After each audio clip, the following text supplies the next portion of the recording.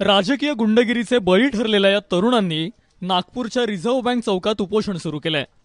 स्वतःला मुख्यमंत्र्यांचे कट्टर समर्थक म्हणून घेणाऱ्या ओमप्रकाश उर्फ मुन्ना यादव विरोधात हे उपोषण सुरू आहे. विशेष म्हणजे भाजयुमोचा माजी पदाधिकारी सूरज लोलगेनं मुन्ना यादव विरोधात मोर्चा उघडलाय. नगरसेवकाच्या मुखवट्याआड मुन्ना यादवनं गोरगरिबांच्या जमिनी हडपल्याचा आरोप उपोषणकर्ते करतायत.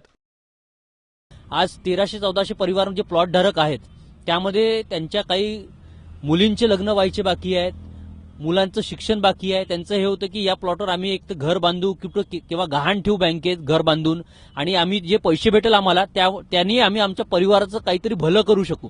पण ते परिवार आज कुठल्याच प्रकारचं काही भलं करू नाही शकत, कारण त्यांची जागा, हक्काची जागा, मेहनतीची जागा आज बळकावलेली गेलेली आहे. उपोषणकर्त्यांनी माहिती अधिकाराचा वापर करत मुन्ना यादवच्या गुन्ह्यांची कुंडलीही सादर केली आहे. नागपूर गुन्हा शाखा यांना माहितीच्या अधिकारात मागितलं होतं कोणत्या कोणत्या पोलीस स्टेशनमध्ये गुन्हे दाखल आहेत, कोणत्या स्वरूपाचे आहेत, हे सगळं मागितलं होतं. त्यात विनयभंगाची सुद्धा केस आहे, त्यांच्यावर 294 आहे, राईटचा गुन्हा दाखल आहे, अपहरणचा गुन्हा दाखल आहे. हे कसे काय राजकीय गुन्हे होऊ शकतात?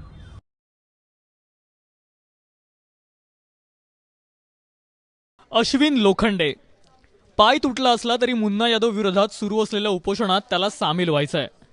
कारण 4 वर्षे मुन्ना यादव आणि त्याच्या भावाच्या या टोळीत काम केल्यानंतर मोबदल्याच्या रूपात अश्विनला लाथाबुक्क्या, मारहाण आणि शिवीगाळ मिळाली आहे. मी जसं आलो तसं 2-3 धुक्क्या मारले आणि पहिली काडी इकडे मारली. तर पहिल्या काडीमध्ये मी खाली पडून गेलो. झोपणं म्हणजे तुटून, म्हणजे पाय तुटून गेला. तुम्ही झोपूनच गेलो पुरा.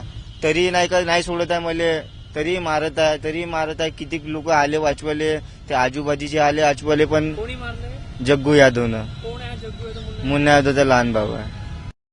या प्रकरणी जाब विचारला असता आपल्या भावानं अश्विनला मारहाण केल्याची अप्रत्यक्ष कबुलीच मुन्ना यादवनं दिली आहे.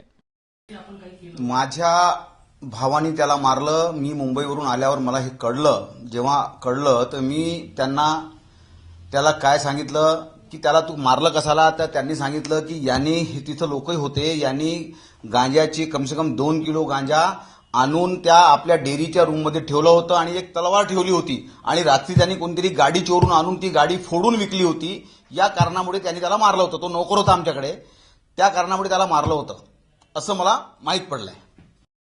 तर उपोषणकर्त्यांनी लावलेले आरोप फेटाळताना मुन्ना यादवनं कोणती कारणं दिली आहेत तुम्हीच ऐका.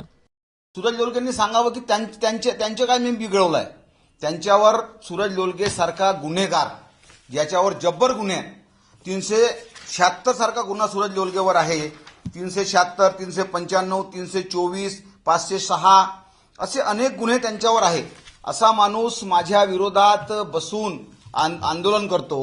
त्या स्वतःनी आपल्या स्वतःच बघावं की त्यांनी स्वतः काय केलं. मुख्यमंत्र्यांच्या नागपुरात भाजप नगरसेवकाच्या गुंडगिरीला कंटाळून जनता उपोषण करते आहे. मात्र कारवाई करण्याऐवजी मुन्ना यादवला बांधकाम कामगार कल्याण मंडळाचं अध्यक्षपद बहाल करण्यात येतं.